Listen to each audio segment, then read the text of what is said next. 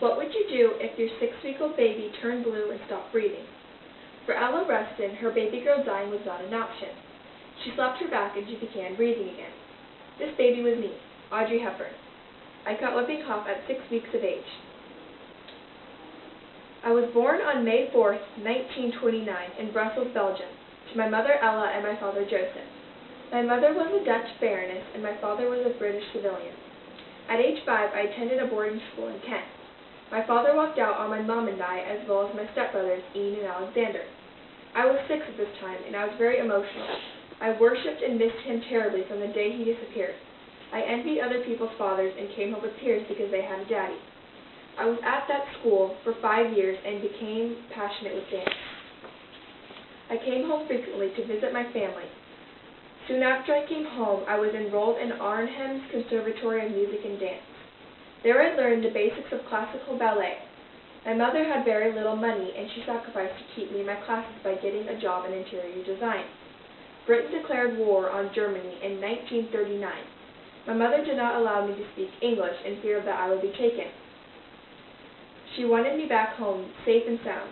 My father, whom I hadn't seen in years, flew me on one of the last planes back to England.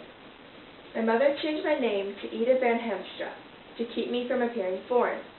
Unable to excel in ballet due to the expense in during World War II. As a necessity, German became the main language for me. I saw families with children and babies thrown into cattle wagons on trains with big wooden wagons and just a little tiny opening on the roof. All of the nightmares that have haunted me since are due to those scenes. During the war, I suffered from malnutrition. I was so skinny I couldn't dance anymore. One day, a German officer stopped and questioned me. Knowing that women were being taken, I stood my ground. Escaping from him, I ran into the dark, damp cellar to take refuge. I thought I had enough food to get through it. I found crusts of hard bread and juice I had with me. I fell asleep and did not know how long I had been there.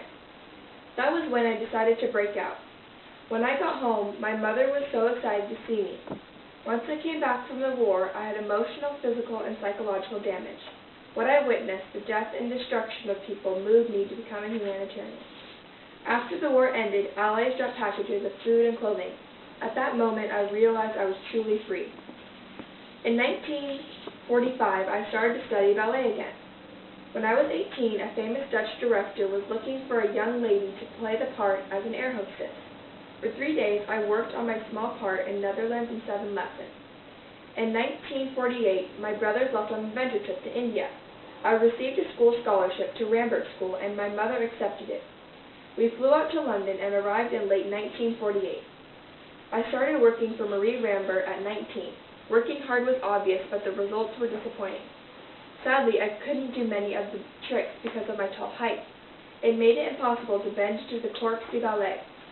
Rambert was not upset with me, but I came to know that I was not built for ballet. Although I knew this, I did continue with the classes. Throughout the next year, I was in many plays, playing small and big roles. I was offered my next role in my first movie, Nos Irons en Monte Carlo.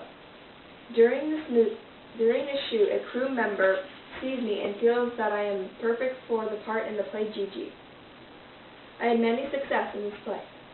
I was married to Mel Ferrer on September 24, 1954. I was offered many roles, but had to turn all of them down due to being pregnant. Once I had my son, Sean, I accepted my role in Breakfast at Tiffany's in 1961. Sadly, I was divorced and got married in 1969. I was married to AH.AVI and had my other son, Luca, in 1970.